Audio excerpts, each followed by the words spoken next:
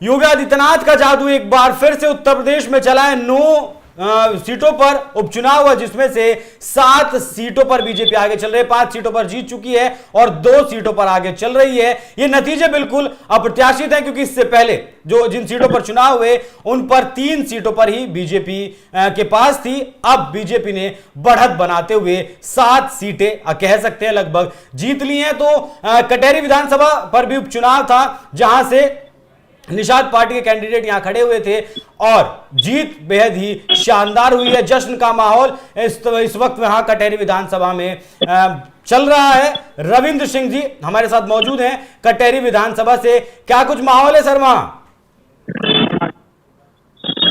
आपको आवाज आ रही है? आवाज आ रही है आपको? रविंद्र जी सुन पा रहे हैं?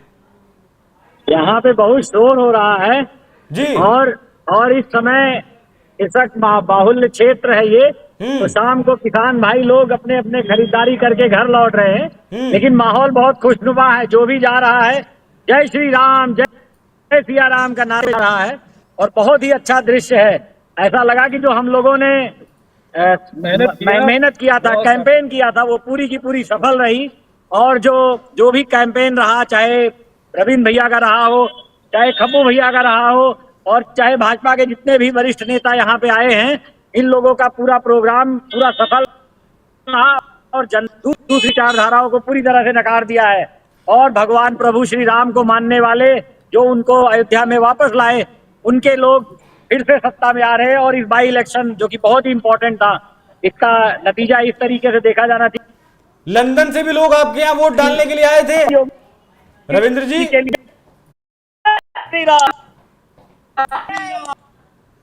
रविंद्र जी, लंदन से भी लोग वोट डालने के लिए आए हैं आपके यहाँ?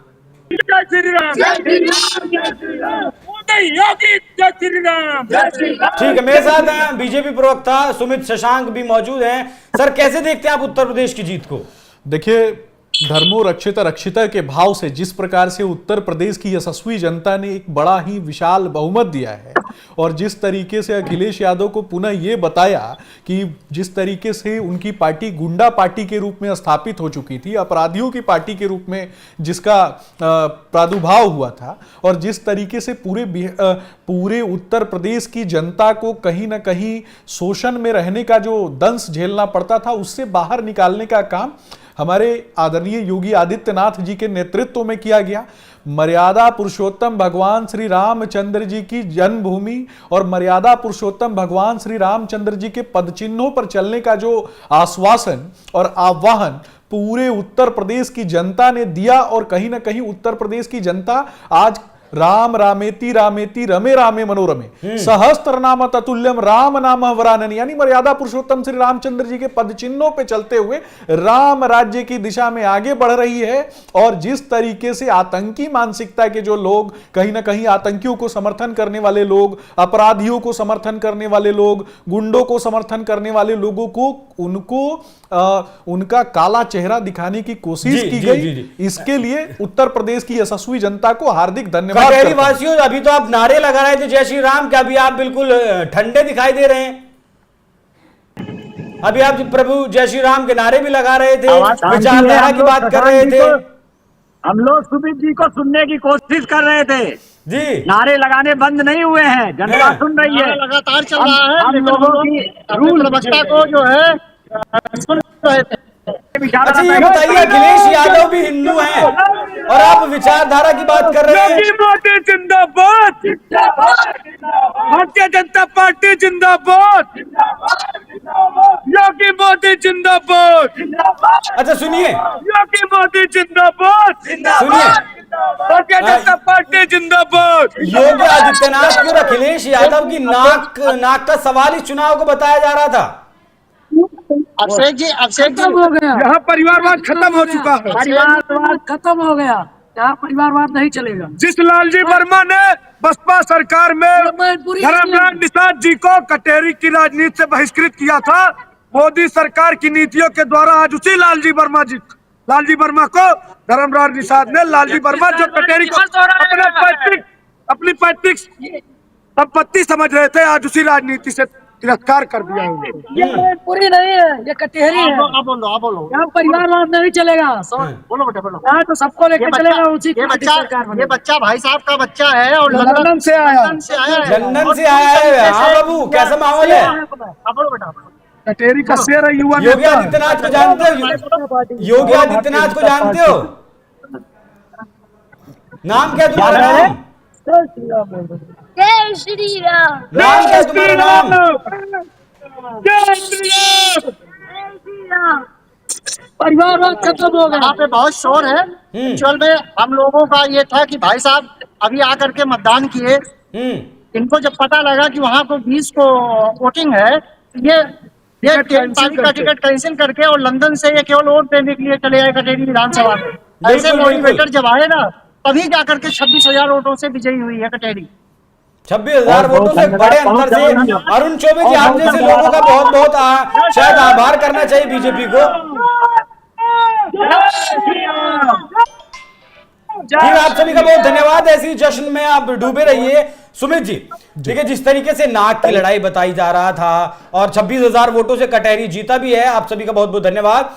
क्या ये नाक की लड़ाई में योगी आदित्यनाथ जीत गए? सवाल यह भी था कि कुर्सी चली जाएगी योगी आदित्यनाथ की अगर हार जाएंगे।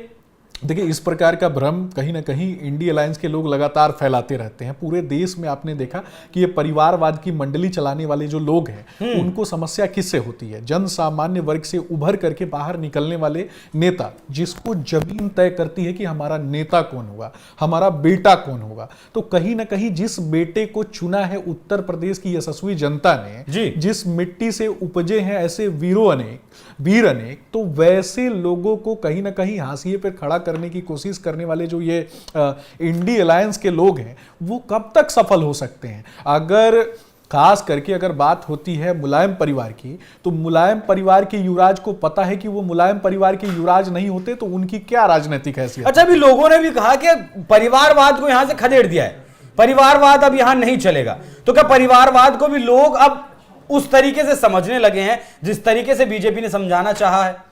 देखिए, निश्चित रूप से अभिषेक जी, परिवारवाद हमारे देश की राजनीति के लिए कहीं ना कहीं जहर है। मैं दो प्रकार के परिवारवाद की बात करूंगा। एक तो सीधा कहीं ना कहीं इम्प्लांटेड परिवारवाद जिसको कहते हैं, और दूसरा कहीं ना कहीं अगर किसी नेता के पुत्र के द्वारा संगठनात्मक रूप से जमीनी स्तर पे काम किया जाता है, तो उसको कहीं ना कहीं उसके मूल्यांकन की आवश्यकता होती है। परंतु यह भी समझने की बात है कि सपा में जिस तरीके से आपने देखा कि आज से पहले भी बाहुबलियों को चुन चुन के भर्ती कराने का काम, मुर्गा लड़ाने की जो प्रतियोगिता थी बाहुबलियों के बीच में, उसको किस तरीके से अपराधियों की एक गद्दी बना करके उस पर आसीन करने का काम किया गया था, और किस तरीके से अपराधी अलग सरकार चलाते थे और राज्य सरकार जो है उनकी, खास करके जब उनकी सरकार थी तो राज्य सरकार अलग सरकार चलाती थी। आज आदरणीय योगी आदित्यनाथ जी के नेतृत्व में ये संगठित अपराधकर्ता जो है वो पनाह मांगते फिरते हैं।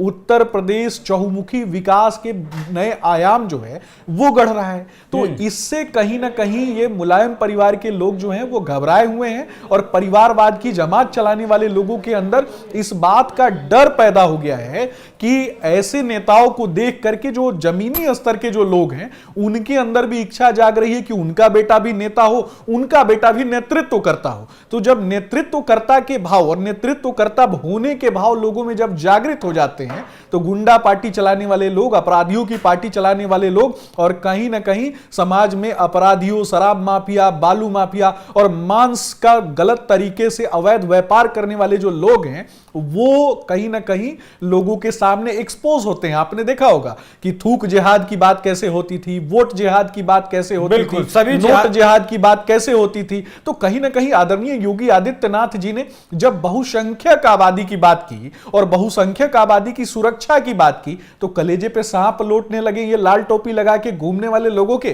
तो उस पर भी तो जवाब इन लोगों को देना चाहिए ना कि आखिर अपराधियों को अपने घर में पालने का काम जवाब तो सुमित जी जो है जनता ने बखूबी दिया है, महाराष्ट्र में भी दिया है और उत्तर प्रदेश में भी दिया है। बिहार की 4 सीटों पर भी एनडीए ने जीत दर्ज की है। तो ये जो चुनाव और उपचुनाव था वो बीजेपी के लिए बिल्कुल सही ट्रैक पर 2024 का जो लोकसभा चुनाव हुआ उसके बाद से वापस से बीजेपी के लिए चीजें ठीक होती हुई इस चुनाव में नजर आई है। सुमित जी आपका भी बहुत बहुत धन्यवाद और कटहरी के लोगों का भी बहुत बहुत धन्यवाद जिस तरीके से वो जुड़े और जिस तरीके से वो देखिए अभिषेक जी मैं एक बात कहना चाहता हूं, कुछ लोगों को राजनीति में विरासत में चोरी करना प्राप्त होता है, तो चाहे लालू परिवार की बात करें तो उनको कैसे लेगेसी में विरासत में झूठ बोलना और चोरी करना सिखाया गया था, और खास करके ये सपा के युवराज की बात करें तो जाते जाते ये टोटी चुरा के लेके चले गए थे, तो उस पर भी तो चर्चा होनी चाहिए। चोरी कहीं ना कहीं इन पार्टियों के डीएनए में है और जिस पार्टी के डीएनए में चोरी करना है, कुछ नहीं मिला तो टोटी चुरा के ले चलो,